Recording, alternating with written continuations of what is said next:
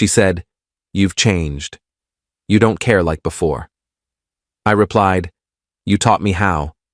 Then I stopped trying, stopped chasing, and started living like she never existed. Weeks later, she showed up at my apartment crying and went silent when the door opened and she saw. My name is Daniel. I'm 31, and I work as a portfolio manager at an investment firm in Boston. I pull in about $185,000 a year, live in a nice 2-bedroom apartment in Back Bay, and until 2 months ago, I thought I was in love with the woman I'd spent 3 years trying to make happy. Her name was Vanessa. She was 28, worked in public relations, made around $70,000, and had this way of making me feel like I was never quite enough. We met in the fall of 2021 at a charity fundraiser. She was charming, gorgeous, and had this energy that filled a room. We started dating a week later. The first year was great. Dinners, weekend trips to the Cape, late nights talking about everything. I thought I'd found my person. But somewhere around year 2, things shifted. Vanessa started comparing me to her friends' boyfriends. Melissa's boyfriend just bought her a Cartier bracelet for no reason. Josh surprised Emma with a trip to Turks and Caicos. Why don't you ever do spontaneous things anymore? I did do things. I planned date nights, bought her flowers every other week, took her to expensive restaurants she picked out. But it was never spontaneous enough, never expensive enough, never enough. By year 3, I was exhausted. I was working 60-hour weeks trying to get promoted, saving for a house, managing my investments, and somehow still expected to be the romantic lead in her personal movie. Every conversation became about what I wasn't doing. You used to text me good morning every day. You used to plan surprises. You've changed. 2 months ago, on a Friday night in late August, we were sitting in my apartment after dinner. I'd made pasta from scratch, her favorite. She barely touched it, scrolling through her phone the entire time. "Is something wrong?" I asked. She looked up, annoyed. "You really don't see it, do you?" "See what?" "You've changed, Daniel. You don't care like you used to. Everything feels obligatory now." I set my fork down. "Vanessa, I just spent 2 hours making you dinner after a 12-hour workday. How is that not caring?" "It's not about the dinner," she said, exasperated. "It's about the effort. The romance. You used to try, now you just exist." I stared at her. "I'm tired, Vanessa. I'm tired of trying to meet expectations that keep moving. I'm tired of feeling like I'm failing some test I didn't know I was taking." "See? That's exactly what I mean. You're giving up." "No," I said quietly. "You taught me how." She blinked. "What?" "You taught me how to stop caring. Every time I did something nice, you found a reason it wasn't good enough. Every time I planned something, you compared it to what someone else did. You taught me that my effort doesn't matter. So yeah, I stopped trying as hard. You're right." She stood up, grabbing her purse. "I can't do this right now. I need space." "Take all the space you need," I said. She left. I sat there with 2 plates of uneaten pasta and felt nothing. Not sadness, not anger, just relief. Update 1. The weekend passed in silence. No texts from Vanessa. No calls. Normally, I would have checked in by Sunday night, asked if she was okay, suggested we talk. But I didn't. I went to the gym Saturday morning, met my buddy Chris for beers Saturday night, and spent Sunday meal prepping and watching football. Monday morning, my phone buzzed during a meeting. "Vanessa, are you really not going to reach out?" I looked at the message during a break and didn't respond. Vanessa. "Wow. So this is how it is now." Still didn't respond. Vanessa. "You know what, Daniel? You've proven my point. You don't care." I turned my phone face down and went back to work.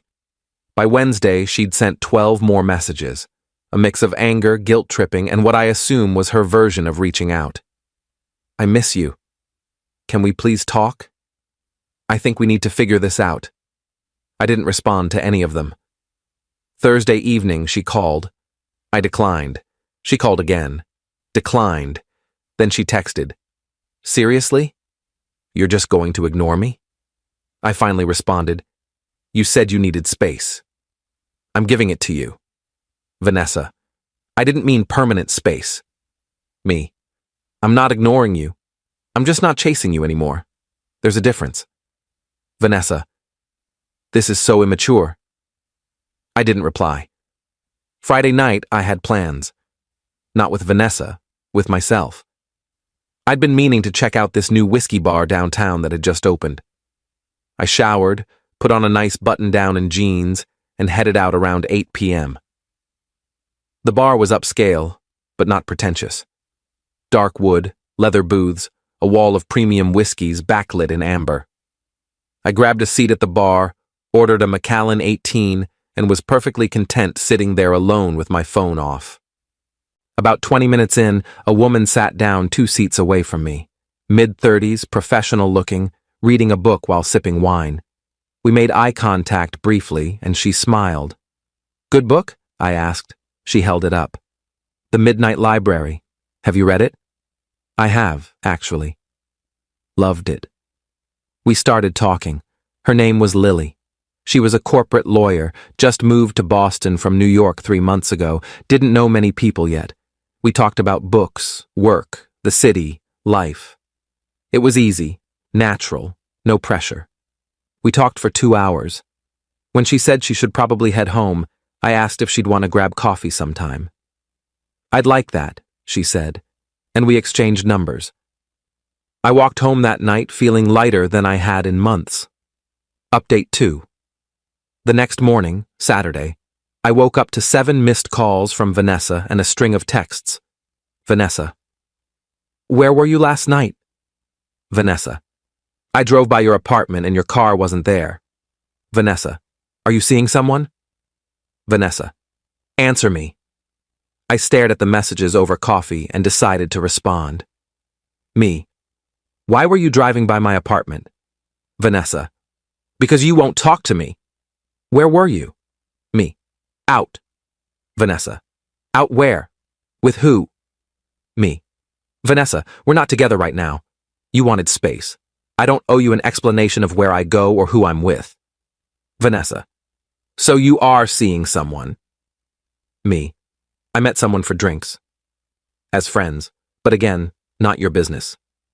She didn't respond after that, and honestly, I didn't care. Sunday, Lily texted me. Hey. I had a great time talking Friday. Still up for coffee? We met that afternoon at a cafe in Beacon Hill. Talked for 3 hours. She was smart, funny, ambitious, and refreshingly drama-free. When we left, she suggested we check out the MFA together the following weekend. I said yes. That week was a blur of work and feeling like I'd reclaimed my life.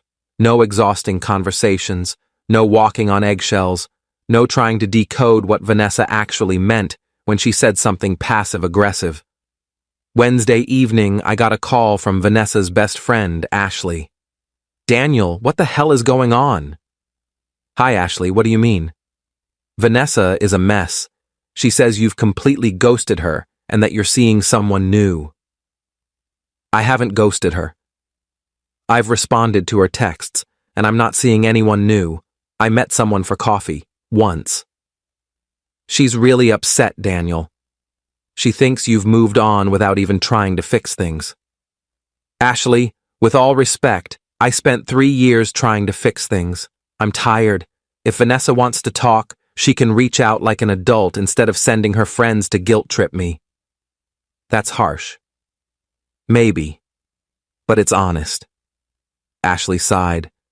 Just think about it, okay? I'll think about it, I said, and hung up. I didn't think about it. Update 3. 2 weeks after our fight, on a Thursday night around 9 p.m., there was a knock on my apartment door. I wasn't expecting anyone. I looked through the peephole and saw Vanessa standing there, crying, mascara running down her face. I opened the door halfway. Vanessa, what are you doing here? I needed to see you, she said, her voice shaking. I miss you. I miss us. Can we please talk? I hesitated. Vanessa, it's late. I don't think... Please, Daniel. Just 5 minutes. I need to tell you how I feel. Before I could respond, Lily's voice came from inside the apartment. Daniel? Is everything okay? Vanessa's face changed instantly. The tears stopped. Her eyes went wide, then narrowed. Who is that? She asked. A friend, I said calmly. A friend, she repeated, her voice rising. You have a woman in your apartment at 9 p.m. on a Thursday and she's just a friend? Lily appeared behind me, holding 2 wine glasses. She was wearing jeans and a sweater, her hair in a ponytail. She looked at Vanessa, then at me, reading the situation immediately. I can give you some privacy, Lily said quietly. No, it's fine, I said. Vanessa was just leaving. Vanessa stared at Lily, then at me. Are you serious right now? We've been together for 3 years and you're already replacing me? We're not together, I said firmly. You said I'd changed. You were right, I have. I stopped chasing someone who made me feel like I was never enough. And for the first time in a long time, I'm happy.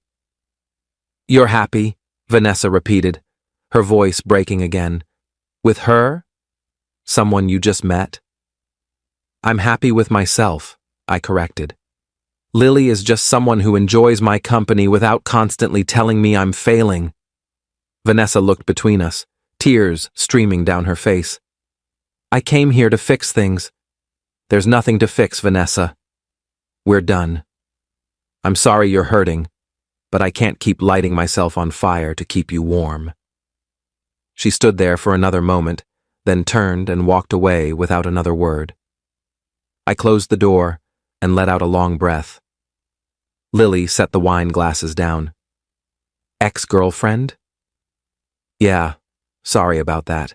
Don't be, she said. You handled it well. Are you okay? I am, actually, I said, and meant it. Final update. It's been 6 weeks since that night. Vanessa texted me a few days later with a long apology, saying she realized she'd taken me for granted, that she'd been selfish and unfair, that she wanted to work on things if I'd give her another chance. I responded, I appreciate the apology, and I hope you find what you're looking for. But I'm not interested in trying again. Take care of yourself. She didn't respond after that. Lily and I have been seeing each other regularly.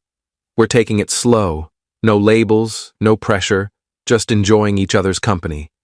She's teaching me that relationships don't have to be exhausting, that someone can appreciate your effort without demanding more, that you can be yourself without constantly worrying you're not enough. I'm not saying Lily is the one, or that this is going to turn into something long-term. But I am saying that for the first time in 3 years, I feel like I can breathe. As for Vanessa, I heard through mutual friends that she's dating someone new. Some guy who works in finance and apparently spoils her. Good for her. I genuinely hope she's happy. I got promoted last month, senior portfolio manager, $215,000 base plus bonuses. I'm killing it at work, hitting the gym 4 times a week, reconnected with friends I'd neglected, and honestly, life is good. I learned something important through all this. You can love someone and still walk away. You can give everything to a relationship and still have it not be enough. And sometimes, the best thing you can do for yourself is stop trying to fix something that's been broken from the start. Vanessa was right about one thing. I did change, but not in the way she meant.